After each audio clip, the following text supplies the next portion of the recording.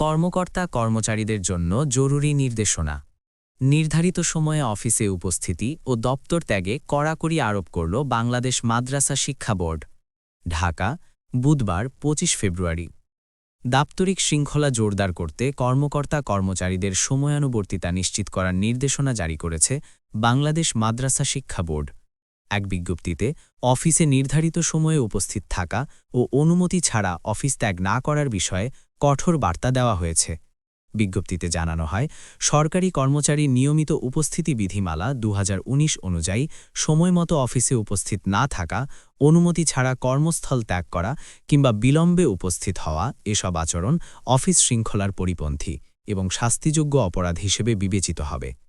প্রশাসনিক কার্যক্রম আরও গতিশীল ও সুশৃঙ্খল রাখতে বোর্ড কর্তৃপক্ষ নিম্নোক্ত নির্দেশনা দিয়েছে।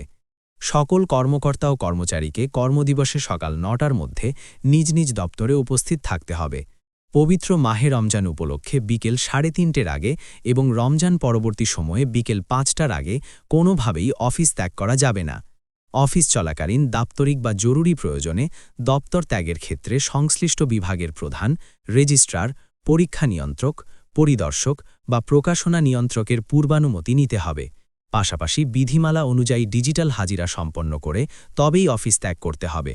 এছাড়া বোর্ডের সব আঞ্চলিক অফিসের কর্মকর্তা কর্মচারীদের সাপ্তাহিক বা অন্যান্য ছুটির দিনেও কর্মস্থল ত্যাগের আগে যথাযথ কর্তৃপক্ষের অনুমোদন নিতে নির্দেশ দেওয়া হয়েছে।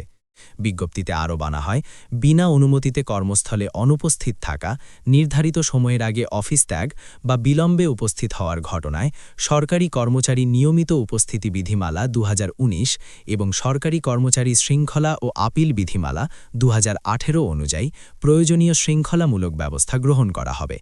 যথাযথ কর্তৃপক্ষের অনুমোদনক্রমে এ নির্দেশনা কার্যকর করা হয়েছে বলে জানানো হয়।